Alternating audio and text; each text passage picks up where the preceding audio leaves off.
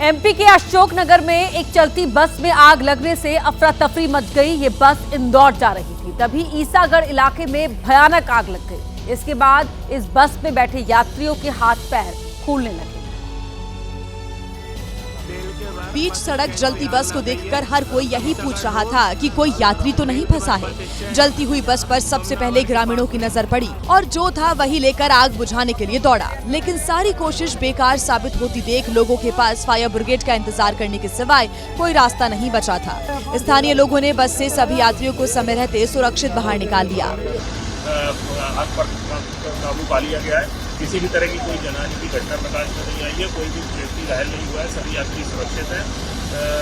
जो यात्रीगण हैं उनको अपने गंतव्य पर पहुंचाया जा रहा है। चलती बस में आग लगने से यात्रियों का सामान भी जलकर खाक हो गया। बिहार विधानसभा चुनाव में छपरा सीट से आरजेडी के प्रत्याशी और भोजपुरी स्टार खेसारी लाल यादव ने केंद्र सरकार और रवि किशन पर निशाना साधा। उन्होंने कहा कि मैं रवि भैया से इस मंच से पूछना चाहता हूं कि केंद्र में बीजेपी की 10 साल से और बिहार में सरकार 20 साल से है, लेकिन बिहार में औद्योगिक विकास के लिए कोई फैक्ट्री क्यों नहीं लगाई गई। इसके साथ ही उन्होंने नचनिया वाले मुद्दे को लेकर भी तंज कसा। कितने लोग ये बात कह रहे हैं कि खेसारी नचनिया को टिकट दे दिया, क्या जवाब दूं? देना चाहिए मुझे। वो मेरे बड़े भाई की तरह है, सम्राट भैया पूजनीय है मेरे लिए। मैं क्या जवाब दूं उनको कि उनके ग्रुप में तो 4-4 नचनिया पहले से है, अभी एक तत्काल में फिर से गए हैं। तो ये तो उनको सोचना चाहिए कि शुरुआत नचनियों को अपने पार्टी में लेने का उन्हीं का पार्टी काम किया है। वहीं कर्नाटक के शिकारपुरा में होरी उत्सव के दौरान बड़ी घटना घट गई। उत्सव के दौरान एक सांड बेकाबू हो गया और पूर्व विधायक सांड की चपेट में आ गए। पूर्व विधायक महालिंगप्पा ने बचने की पूरी कोशिश की। वो घर के अंदर जा ही रहे थे कि सांड ने घर के दरवाजे पर ही पूर्व विधायक को उठाकर जमीन पर पटक दिया। सांड के हमले में पूर्व विधायक महालिंगप्पा बुरी तरह घायल हो गए। इस बीच सांड को लोगों ने भगाने की कोशिश की और किसी तरह सांड को पूर्व विधायक के पास से हटाया। सांड को खदेड़ने के बाद लोग पूर्व विधायक के पास गए। उन्हें घायल अवस्था में तुरंत अस्पताल ले जाया गया, जहां उनकी हालत अब खतरे से बाहर बताई जा रही है। बताया जा रहा है कि घटना होरी उत्सव के दौरान घटी। होरी उत्सव गांव के लोगों का पारंपरिक खेल है, जिसमें सजे धजे सांड और बैल भीड़ के बीच दौड़ाए जाते हैं और कुछ लोग उन पर काबू पाने की कोशिश करते हैं। पूर्व विधायक महालिंगप्पा अपने घर के दरवाजे के पास खड़े होकर कार्यक्रम देख रहे थे, तभी सांड बेकाबू हो गया और पूर्व विधायक पर जानलेवा हमला कर दिया। गांव के लोगों ने तुरंत सांड को खदेड़ा, नहीं तो सांड हमला कर पूर्व विधायक को और चोट पहुंचा सकता था। बिहार विधानसभा चुनाव को देखते हुए पुलिस ने बड़ी कार्रवाई की है। मोतिहारी में एक घर से कई तरह के हथियार, कारतूस मिले हैं। साथ ही आरोपी के ठिकाने से कैश और शराब की बोतलें भी मिली हैं।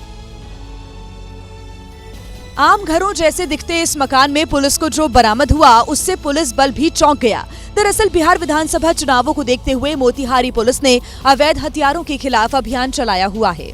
पुलिस को खुफिया जानकारी मिली थी कि एक घर में बड़े पैमाने पर हथियार रखे हुए हैं। पुलिस ने इसको देखते हुए टीम बनाई। इसमें अर्धसैनिक बल के भी 200 जवान शामिल किए गए, लेकिन पुलिस को इतने बड़े पैमाने पर बरामदगी का अंदाजा नहीं था। आधा दर्जन से भी अधिक हथियार पुलिस ने बरामद किए। इसमें कार्बाइन, राइफल, ऑटोमेटिक पिस्टल्स, कट्टा और करीब 100 से भी ज्यादा जो है बुलेट सीज की गई है। छापेमारी के क्रम में ही पुलिस को अपराधी के घर से कैश बरामद हुआ और शराब की कई बोतलें भी मिली हैं। अब बात पंजाब की, जहां के बंसा से जो घटना सामने आई वो आपको भी सोचने पर मजबूर कर देगी। जहां एक परिवार पर आरोप है कि उन्होंने नशे का इंतजाम करने के लिए अपने 3 महीने के मासूम को बेच दिया। अब बच्चे की मां गुहार लगा रही है कि उसके बच्चे को वापस दिला दें। बच्चे की मां का कहना है कि उसके पति और सास ने नशे की पूर्ति के लिए 3 महीने के मासूम का सौदा कर दिया। वहीं पुलिस का कहना है कि बच्चे के माता पिता दोनों ही नशे के आदी हैं और बच्चे का इलाज पुलिस की ओर से ही करवाया गया था। वो काफी बीमार भी सीगा, ਉਹਨੂੰ 15 दिन ਹਸਪਤਾਲ ਵੀ ਇੱਥੇ ਪ੍ਰਾਈਵੇਟ ਚ ਰੱਖਿਆ, ਉਹਨੂੰ ਦਵਾਈ ਵੀ ਦਵਾਈ, ਹੁਣ ਬੱਚਾ ਠੀਕ ਆ। पुलिस के मुताबिक बच्चा पहले बीमार था, जिस वजह से उसे गोद दिया गया था। और गोद लेने वाले परिवार ने बच्चे का इलाज भी करवाया। बच्चे को गोद लेने वाले गंगाराम ने बताया कि बच्चे के माता पिता नशे के आदी हैं। वो अपने बीमार बच्चे को मंदिर में लेकर आए थे और कह रहे थे कि वो उसका पालन पोषण नहीं कर सकते। ਅਸੀਂ ਮੰਦਿਰ 'ਚ ਬੈਠੇ ਸੀਗੇ ਜੀ, ਉੱਥੇ ਜਦੋਂ ਆਏ ਇਹ ਮੰਦਿਰ ਦੇ ਵਿੱਚ ਇਹ ਕਹਿੰਦੇ ਵੀ ਸਾਡੇ ਤੋਂ ਪਾਲਣ ਪੋਸ਼ਣ ਨਹੀਂ ਹੋ ਰਿਹਾ। ਠੀਕ ਹੈ ਜੀ, ਨਸ਼ਾ ਨਹੀਂ ਕਰਦੇ ਆਪਣਾ। ਇਹ ਮੇਰੇ ਭਰਾ ਦੇ 4 ਕੁੜੀਆਂ ਨੇ। ਠੀਕ ਹੈ ਜੀ, ਅਸੀਂ ਆਖਿਆ ਜੇ ਤੁਹਾਡੇ ਨਹੀਂ ਪਾਲਣ ਪੋਸ਼ਣ ਹੁੰਦਾ ਵੀ ਮੇਰੇ ਭਾਈ ਦੇ 4 ਕੁੜੀਆਂ ਨੇ, ਇਹਦਾ ਪਾਲਣ ਪੋਸ਼ਣ ਅਸੀਂ ਕਰ ਸਕਦੇ ਹਾਂ। बच्चे को गोद लेने वाले परिवार ने बच्चे के सौदे से साफ इनकार कर दिया है कि बच्चे को खरीदा नहीं गया बल्कि उसे गोद लिया गया था। उसकी बीमारी का इलाज कराया गया। गोद लेने की पूरी प्रक्रिया की वीडियो और फोटोग्राफी भी की गई थी। वहीं पुलिस मामले को सुलझाने में लग गई है। कर्नाटक के बेंगलुरु में एक ऑटो रिक्शा से शव मिला है जो कि चादर में लिपटा हुआ था और ये शव किसी महिला का था। ऑटो में शव देखकर हर कोई हैरत में पड़ गया कि आखिर ये शव किसका है और ऑटो के अंदर किसने रखा। पुलिस आशंका जता रही है कि ऑटो के अंदर जिस महिला का शव मिला उसकी पहले हत्या की गई और फिर शव को ऑटो के अंदर रख दिया गया। महिला की पहचान सलमा के तौर पर हुई है, जिसकी शादी हो चुकी थी और 4 बच्चे भी हैं। पति का पहले ही निधन हो चुका था। पुलिस सूत्रों के अनुसार पहले सलमा के सर पर वार किया गया जिससे उसकी मौत हो गई और इसके बाद आरोपी ने शव को चादर में लपेटकर सड़क पर खड़े ऑटो में रख दिया और वहां से भाग निकला। तिलकनगर पुलिस और फॉरेंसिक टीम ने मौके पर पहुंचकर जांच कर ली है और तलाश उस हत्यारे की है जिसने इस वारदात को अंजाम दिया। लखनऊ में पुलिस एक युवक के लिए फरिश्ता साबित हुई, जहां पुलिस ने अचानक बेहोश हुए युवक की जान बचा ली। मौके पर मौजूद चश्मदीदों की माने तो युवक को हार्ट अटैक आया था। ये युवक हजरतगंज के तुलसी चौकी इलाके में चलते चलते अचानक गिर पड़ा था। तभी चौकी इंचार्ज अंकित मौके पर पहुंचे और सड़क किनारे तड़प रहे युवक की जान बचा ली। चौकी इंचार्ज अंकित पहले युवक को CPR देकर होश में लाए और फिर उसे सिविल अस्पताल में भर्ती कराया गया। बताया जा रहा है कि युवक का नाम अशफाक है, जो शुगर लो होने की वजह से अचानक बेहोश होकर गिर पड़ा था, जिससे लोगों को लगा कि उसको हार्ट अटैक आ गया है। समय पर इलाज मिलने की वजह से अशफाक अब पूरी तरह से सुरक्षित है और उसे अस्पताल से डिस्चार्ज भी कर दिया गया है। अगर समय पर पुलिस मदद के लिए नहीं पहुंचती तो युवक की जान को बड़ा खतरा हो सकता था। इस घटना के बाद सोशल मीडिया पर भी लखनऊ पुलिस की खूब तारीफ हो रही है। महाराष्ट्र के कोल्हापुर में बीच हवा में एक झूला अटक गया तो झूले में बैठे लोगों में चीख पुकार मच गई। जमीन से 80 फीट ऊपर 18 लोग फंस गए, जिन्हें नीचे उतारना आसान नहीं था। जमीन से करीब 80 फीट ऊपर हवा में 18 जिंदगी अटकी हुई थी। झूले के अटकते ही मेले की मौज मस्ती थम सी गई। कुछ ही देर में फायर ब्रिगेड की टीम पहुंची और क्रेन से रेस्क्यू शुरू हुआ। फायर ब्रिगेड के जवान क्रेन पर सवार होकर जायंट व्हील झूले में फंसे लोगों तक पहुंचे और एक एक कर लोगों को नीचे उतारा गया।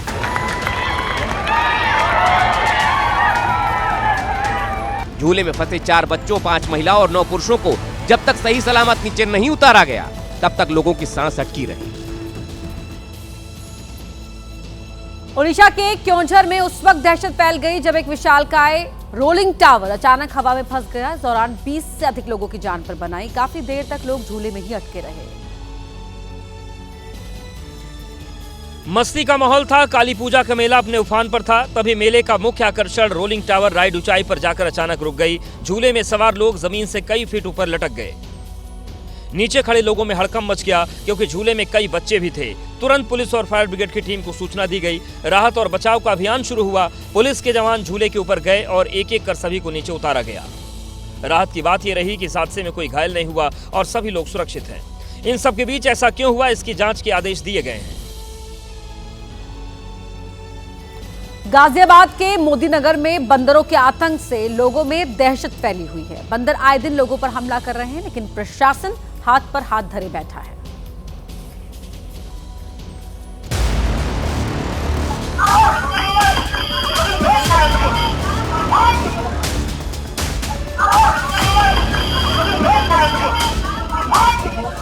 बंदर कब आया और काटने लगा, युवक को इसकी भनक तक नहीं लगी।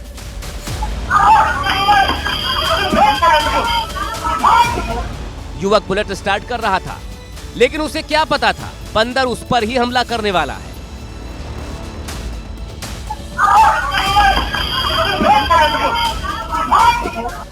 बंदर छत से उतरकर नीचे आया और बाइक स्टार्ट कर रहे युवक को ऐसा काटा कि युवक चिल्ला पड़ा।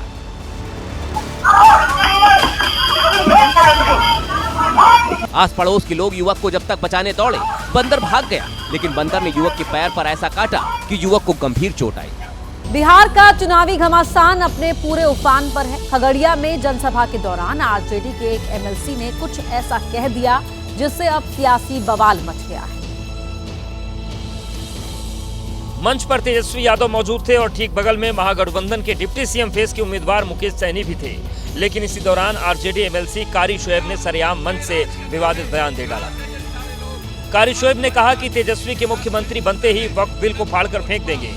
तेजस्वी यादव जी मुख्यमंत्री बनेंगे, सारे बिल फाड़ के फेंक दिए जाएंगे, चाहे वो वक्फ बिल हो, कोई बिल हो। इधर बीजेपी को आरजेडी के खिलाफ बैठे बिठाए मुद्दा मिल गया। बीजेपी आईटी सेल के अध्यक्ष अमित मालवीय ने ट्वीट कर इस बयान की तुलना जंगल राज से कर दी।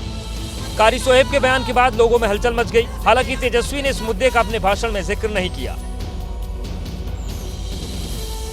बिहार में महागठबंधन की ओर से किसी मुस्लिम चेहरे को आगे नहीं करने पर फिर बहस चल गई। केंद्रीय मंत्री और लोक जनशक्ति पार्टी के अध्यक्ष चिराग पासवान ने महागठबंधन पर सवाल उठाए। चिराग पासवान ने अपने पिता रामविलास पासवान वाला दांव खेला। उन्होंने सोशल मीडिया पर पोस्ट किया जिसपे उन्होंने अपने पिता के एक कदम की याद दिलाते हुए अल्पसंख्यक वोटों को लुभाने की कोशिश की। साथ ही इस पोस्ट के जरिए आरजेडी को भी निशाने पर लिया। अगर इतने ही मुसलमान के हितैषी बने फिरते हैं, क्यों नहीं उस वक्त एक मुसलमान मुख्यमंत्री बना दिए थे? अगर उस वक्त बनाते तो सही मायनों में समझ में आता। नीतीश की पार्टी ने भी चिराग पासवान के बयानों का समर्थन किया। ये बात बिल्कुल मैं कहूंगी कि आदरणीय चिराग पासवान जी ने सही कहा कि अगर वो बंधुआ वोट बन करके रहेंगे तो कहां से उनको वो भागीदारी मिल पाएगी। इंडिया के नेताओं के बयान पर तेजस्वी यादव ने जवाब दिया। जिन लोगों को पाकिस्तान भेजने की बात प्रधानमंत्री जी कहते थे, हम लोगों की ताकत देखिए, आज उन्हीं लोगों को उप मुख्यमंत्री जो है बनाने की बात। तो हम भाजपा के लोगों को कहेंगे कि ये चिंता भी जो है आने वाले समय में दूर कर दी जाएगी। चुनावी घमासान चरम पर है। दावों वादों के बीच नेताओं में जुबानी जंग भी अलग अंदाज में हो रही है। पटना में मीडिया से बात करते हुए तेजस्वी यादव ने बीजेपी पर अति पिछड़ों से नफरत करने का आरोप लगाया। तेजस्वी यादव ने कहा कि जब से अति पिछड़ा समाज से आने वाले मुकेश सहनी को डिप्टी सीएम का उम्मीदवार घोषित किया गया है, तभी से बीजेपी के लोग ट्रोल करने में लगे हैं। जब से हम लोगों ने उप मुख्यमंत्री अति पिछड़ा समाज के व्यक्ति की घोषणा की है, तब से एनडीए के लोग ट्रोल कर रहे हैं कि अति पिछड़ा को क्यों बना रहा है। यानी भाजपा के लोग अति पिछड़ा समाज से नफरत करने लगे हैं। इधर जीतन राम मांझी ने तेजस्वी पर पलटवार करते हुए कहा कि लालू के कहने पर ही उन्हें मुख्यमंत्री की कुर्सी से हटाया गया था। जब पिछड़ा और अति पिछड़ा की बात करते हैं तो यही लालू प्रसाद जी थे। जीतन मांझी को मुख्यमंत्री पद से हटाने के लिए राज्यपाल के यहाँ और राष्ट्रपति के यहाँ 35 विधायक लेके गए थे। बिहार में ईबीसी यानी अति पिछड़ा वर्ग की भागीदारी करीब 36% है और तेजस्वी इसी को टारगेट कर वोट बटोरना चाहते हैं। बिहार के परसा विधानसभा क्षेत्र से टिकट नहीं मिलने से नाराज लालू यादव के समधी और जेडीयू नेता चंद्रिका राय का गुस्सा फूट पड़ा। उन्होंने जेडीयू प्रत्याशी के खिलाफ ही मोर्चा खोल दिया। चंद्रिका राय ने अपने समर्थकों से जेडीयू प्रत्याशी के खिलाफ ही वोट करने की अपील कर डाली। मैं आप लोगों को फ्री करता हूं कि जनता ऐसे नेता को नहीं चुने जो कि भ्रष्ट हो, जो कि साजिश करता हो, जो लोगों पर अत्याचार करता हो और जात के नाम पर जीते। ऐसे मैं पार्टी के साथ हूं, मैं इस कैंडिडेट के साथ नहीं हूं। हालांकि इस दौरान वो बार बार कहते रहे कि वो अभी भी जेडीयू में ही हैं। उन्होंने पार्टी नहीं छोड़ी है। साथ ही उन्होंने साजिश के तहत टिकट काटने का आरोप लगाया। मैं ये सोच सकता हूँ कि मैं चुनाव जीतूंगा या हारूंगा, पर ये कभी नहीं सोच सकता था कि नीतीश कुमार के राज में मेरा टिकट कट जाएगा। गद्दारी हुआ है मेरे साथ। चंद्रिका राय ने दावा किया कि नीतीश कुमार को साजिशकर्ताओं ने घेर रखा है और इसका खमियाजा उन्हें चुनाव में उठाना पड़ सकता है। उत्तर प्रदेश के अलीगढ़ में तब कुछ शरारती तत्वों ने माहौल बिगाड़ने की कोशिश की जब उन्होंने मंदिर की दीवारों पर आई लव मोहम्मद लिख डाला, जिसके बाद इलाके का माहौल गर्मा गया।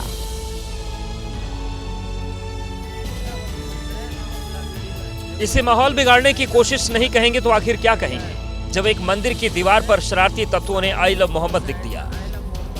जैसे ही लोगों ने मंदिर पर आई लव मोहम्मद लिखा देखा, हड़कंप मच गया। ग्रामीण मंदिर में इकट्ठा होने लगे। इस दौरान करणी सेना का भी गांव वालों को भरपूर साथ मिला, जिससे माहौल और भी ज्यादा गर्म हो गया। धरना प्रदर्शन का दौर शुरू हुआ। सूचना पर पुलिस पहुंची। पुलिस ने लोगों को शांत कराने की कोशिश की और स्लोगन मिटा दिए गए। इस बात पर करणी सेना के कार्यकर्ता और भी ज्यादा भड़क गए। देखिए, ये एक मंदिर पर नहीं है, बुलाकड़ी के 5 मंदिरों पर यह लिखा गया है। पुलिस ने अपराध को छिपाने का कार्य किया है। हमारे कार्यकर्ता के रोके जाने के बावजूद भी पुलिस ने उसको रंगाई पुताई करा के मिटवा दिया है। इधर जांच में जुटी पुलिस का कहना है कि लोधा थाना क्षेत्र में 4 जगह आई लव मोहम्मद के स्लोगन लिखे गए। पुलिस ने जल्द ही मामले के खुलासे की बात कही है। एबीपी न्यूज ने सस्ते पटाखों वाली कार्बाइड गन के कोहराम की मध्य प्रदेश से खबर दिखाई थी, जहां बच्चों समेत सैकड़ों लोगों की आंखों को कार्बाइड गन के इस्तेमाल से नुकसान पहुंचा था। कई लोगों की तो आंखों की रोशनी तक जाने के खतरा बना हुआ है। ये कार्बाइड गन के कोहराम की खबर यूपी के कानपुर से भी आई, जहां कार्बाइड गन से 50 से ज्यादा लोग घायल हुए हैं। उनमें से कई के आंखों की रोशनी चले जाने की भी खबर है। ये कार्बाइड गन वाला पटाखा कानपुर वालों के लिए दिवाली पर दर्द की निशानी बन गया है। कार्बाइड गन के इस्तेमाल से पिछले 48 घंटे में कानपुर मेडिकल कॉलेज के हैलेट अस्पताल में 51 मरीज पहुंचे हैं, जिनमें से 9 लोगों की आंखों में बारूद जाने से उनकी आंखों की रोशनी जा चुकी है, जबकि कई लोग ऐसे हैं जिनकी आंखों की पुतलियां फट गई हैं और कॉर्निया झुलस गया है। छोटे भाई ने एक गन ली थी 200 रुपए की और उसको 3-4 बार चलाया। उसके बाद में जब आखिरी में चलाया तो वो फट गई और उसकी आंख में लग गई जाके। अब कैसी आंख है, मतलब आंख है? आंख चली गई। डॉक्टर्स इलाज में जुटे हैं, लेकिन रोशनी वापस आना करीब असंभव सा है। कुछ बच्चे की आंखों में तो रोशनी वापस आ जा रही है, लेकिन कुछ ऐसे भी बच्चे जिनकी की करीब 9 बच्चे ऐसे हैं जिनकी की आंखों में रोशनी पूरी तरह से डैमेज हो गई है। लोगों ने सस्ते होने के नाम पर कार्बाइड गन वाला पटाखा तो खरीद लिया, लेकिन ये नहीं समझ पाए कि उससे निकलने वाली हानिकारक गैस और बारूद आंखों के लिए बड़ा खतरा बन सकती है। ऐसे में सावधानी ही सबसे बड़ा बचाव है। उत्तर प्रदेश की मेरठ में बुलडोजर की बड़ी कार्रवाई हुई। मेरठ के शास्त्री नगर सेंट्रल मार्केट में 35 साल पुराने कॉम्प्लेक्स में कई दुकानें ढहा दी गई।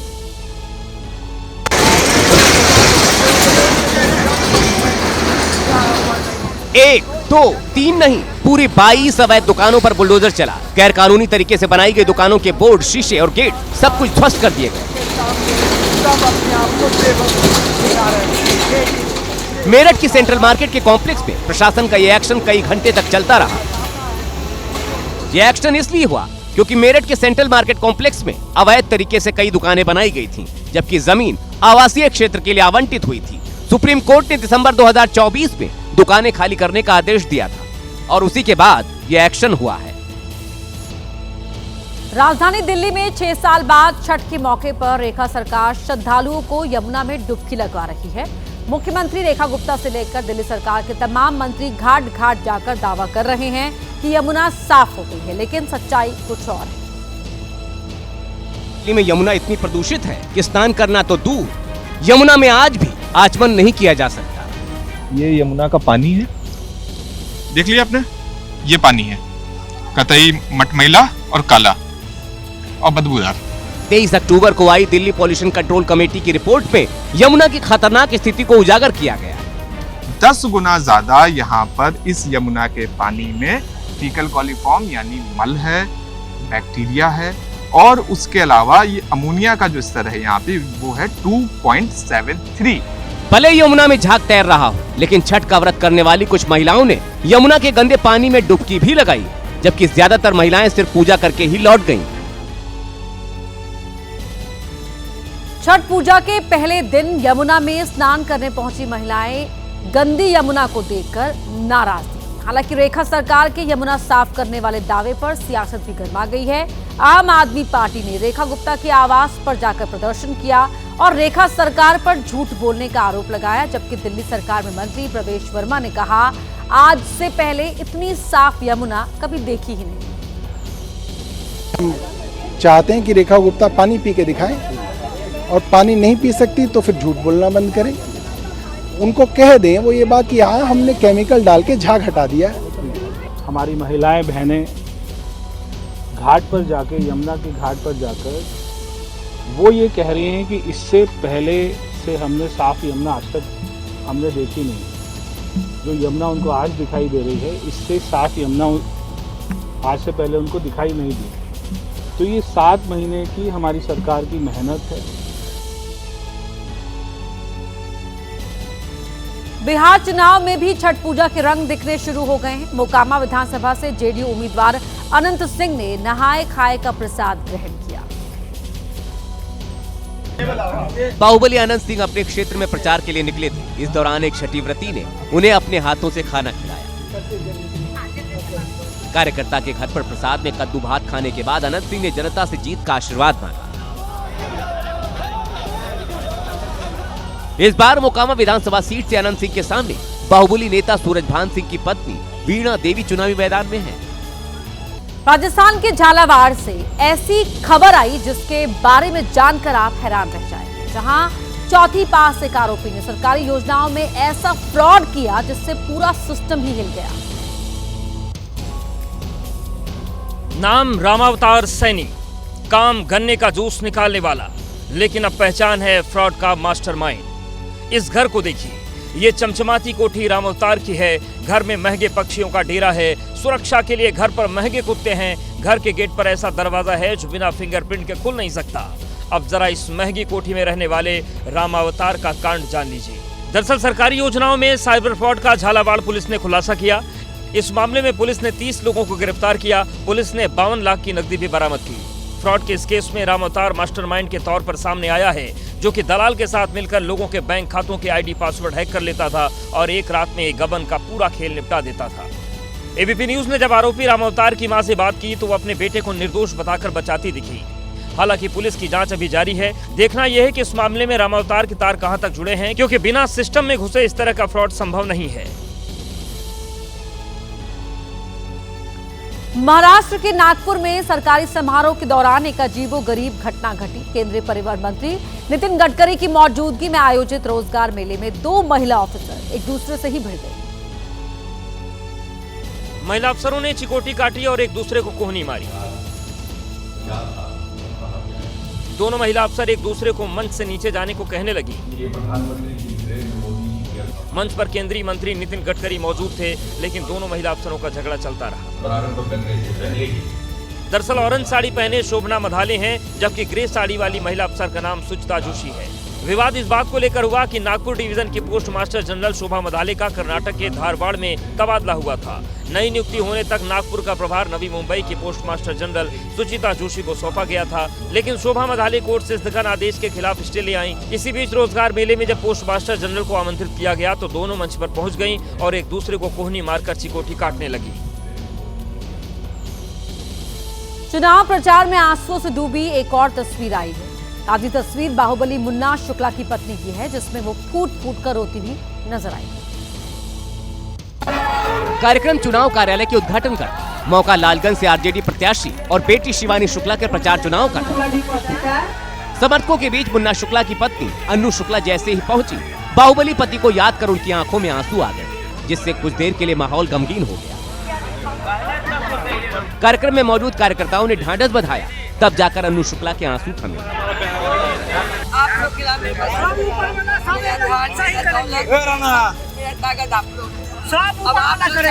इस दौरान समर्थक अन्नू शुक्ला का जोश बढ़ाते दिखे।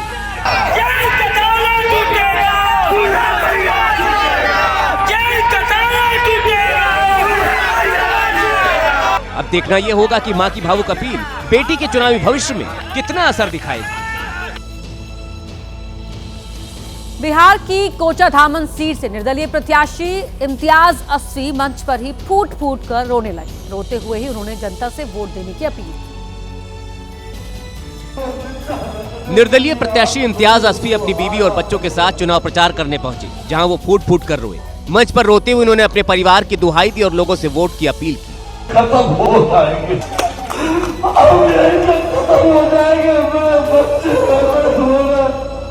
मैं इसके बाद कभी भी राजनीति पहुंच नहीं पाऊंगा। इम्तियाज अस्फी मौजूदा विधायक इजहार अस्फी के बेटे हैं, लेकिन आरजेडी से टिकट नहीं मिल पाने से वो बेहद दुखी नजर आए। ये मेरा जिंदगी का पहला राजनीतिक करियर है। इम्तियाज अस्फी, तो आप लोगों को क्या जवाब बनाना होगा। अपनी बीवी और बच्चों को ढाल बनाते हुए उन्होंने जनता से एक मौके की गुजारिश की। मैं आपको यकीन दिलाता हूं कि अगर आप लोग मुझे जिताए, मैं अपने बीवी, मेरा 2 बेटी, मेरा 1 बेटा, इसका साक्षी रख कहता हूँ कि पूरी ईमानदारी के साथ मैं आपका काम करूंगा। हालांकि रोने का उनका वीडियो वायरल होने के बाद कई लोगों ने तीखी प्रतिक्रिया भी दी है। बिहार विधानसभा चुनाव के लिए दिग्गजों का धुआंधार चुनाव प्रचार जारी है। केंद्रीय गृह मंत्री अमित शाह ने खगड़िया समेत 3 जगहों पर रैली की, जहां उनके निशाने पर महागठबंधन और लालू शासनकाल का जंगल राज रहा। खगड़िया की रैली में अमित शाह ने लालू यादव के घोटाले की फहरिस्त गिनाई और लोगों को चेताते हुए कहा कि जिनका भ्रष्टाचार का इतना लंबा रिकॉर्ड हो, वो भला बिहार का क्या विकास करेंगे।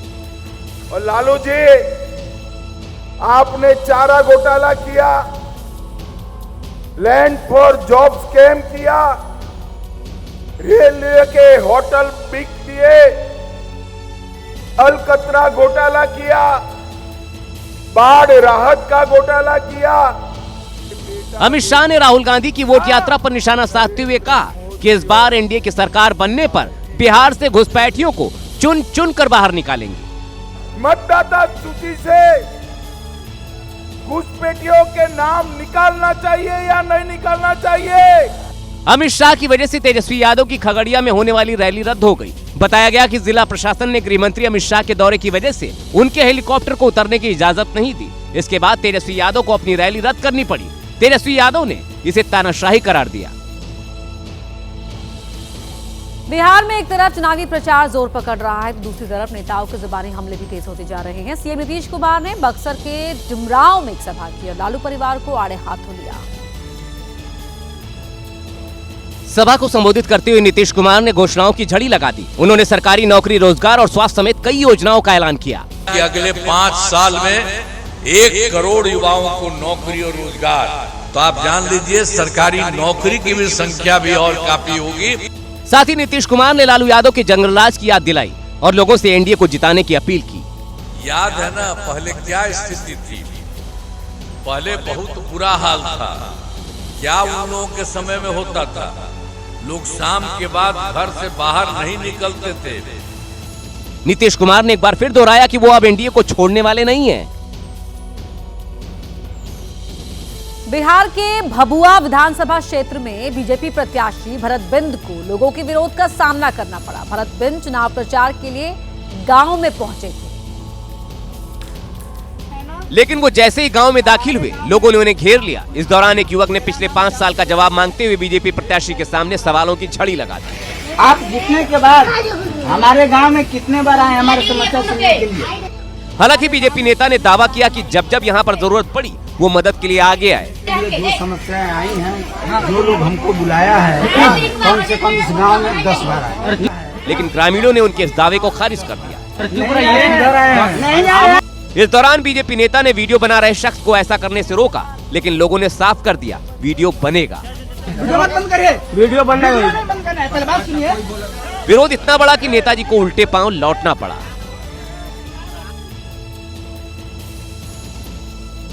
बिहार के चुनावी घमासान में पार्टियां जोर शोर से प्रचार में जुटी हुई हैं। जुबानी बार पलटवार के बाद अब मामला बैनर पोस्टर तक जा पहुंचा है।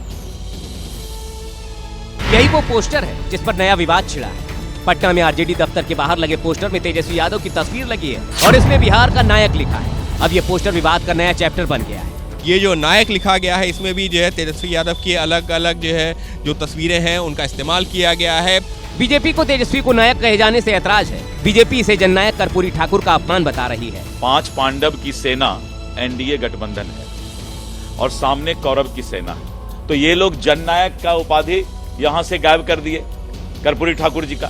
इस बीच तेजस्वी ने भी बीजेपी को घेरते हुए कहा, अब बीजेपी अति पिछड़ों से नफरत करने लगी है। चुनाव के बीच शुरू हुए नायक वर्सेस जननायक की जंग में देखने वाली बात यह है कि बिहार में सबसे अहम अति पिछड़े समाज का वोट किस पाले में जाता है।